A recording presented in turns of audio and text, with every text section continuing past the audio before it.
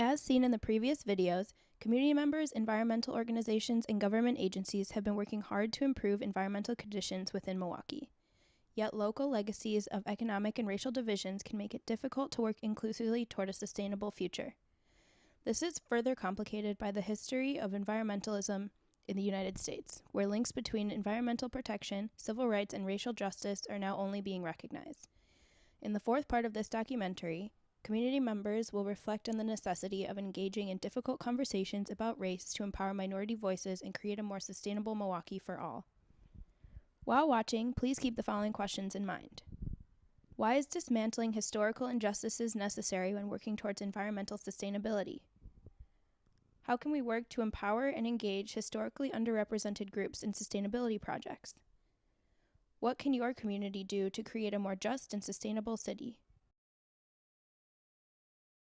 When you think about the environment, it affects everybody. Everybody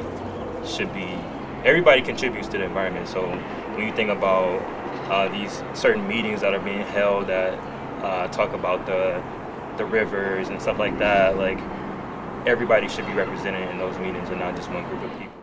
There's been a long history of exclusion, a long history of neglect, and it's important to do what we can to overcome that. We live in an urban city, and we're surrounded by conservation. And I feel that we need to have a voice with our own environment, strictly, especially with the people who live in the environment. We live with it. And I think that when we get more people associated with what they have, I think the more that they can appreciate it and learn about it a lot more. Sitting in this, the point in time we are in our history as a country and looking at what the future might hold, who has access to decisions, where power is allocated, where it's bottlenecked, whose voices are heard in civic dialogue and in conversations, and people who shape the way that our world looks. I just think it's so incredibly critical right now that it's not the whitest, richest, most powerful people that get to make those decisions. And I think generally, if things sort of continue the way they are, that's the way it tends to be. So I think there needs to be a lot of intention put around a more equitable conversation, particularly in the kinds of decisions that are being made around our environment.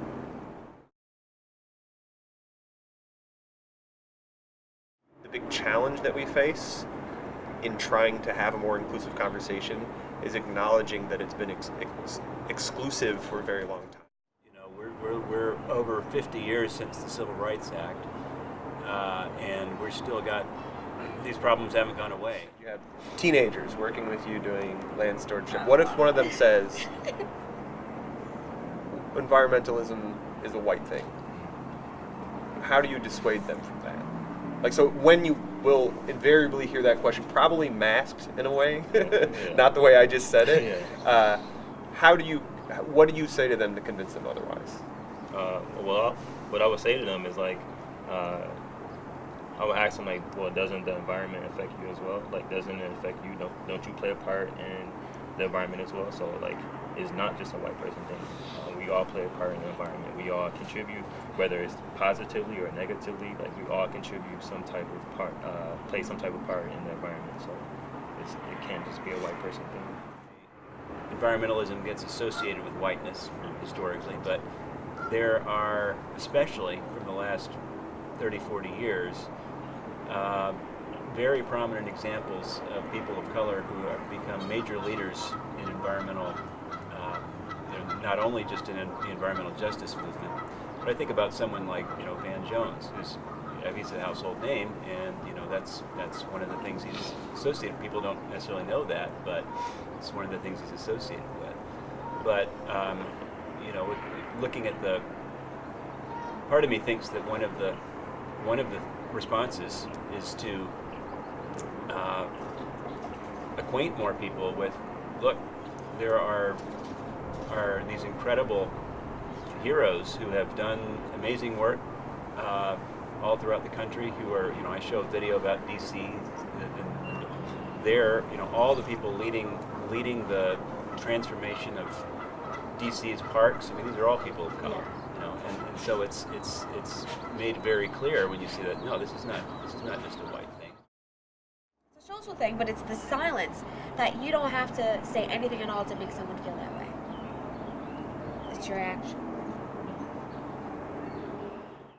One of my favorite quotes by Desmond Tutu is, if you are neutral in the face of oppression, you have chosen the side of the oppressor. And I feel like if you have the power to change or, be a catalyst for positive change in the community, why not do so? Like, if we can solve some of our problems or start moving towards solving them, like that, I think, is the way our whole country needs to go. I've seen more efforts in Milwaukee than I did 10 years ago when I moved here. I see, for instance, the Milwaukee Water Commons as an organization that's trying to be more inclusive and be more representative of the entire community rather than just a part of it. I think some of the things that the way that the Urban Ecology Center has branched out, and that's all happened in the 10 years since I've been here, and that's a sign of trying to create a more inclusive environment. I see the River Revitalization Foundation is another example. There are plenty of good examples of organizations that are trying to do this. It's, there's a long way to go. Being able to have this conversation openly and not having like people yelling at you or just judging you just based off of your answer, I think it's a good start to the conversation, of many conversations after this. One thing I want to change is like that narrative of like it just being a one-person thing, and like actually I feel like a lot of groups talk about diversity and inclusion when it comes to environmental conservation, but now it's time to actually start, putting that effort towards that and actually doing that without people of color feeling tokenized being in certain environmental groups. You can work together and still be black, and he can be white, and she can be Hispanic, and still just have just as much as a big impact as anyone else. Based on the diverse perspectives we've heard about how racial and environmental concerns may intersect on Milwaukee's path to sustainability, let's discuss the following questions. Why is dismantling historical injustices necessary when working towards environmental sustainability? How can we work to empower and engage historically underrepresented groups in sustainability projects? What can your community do to create a more just and sustainable city?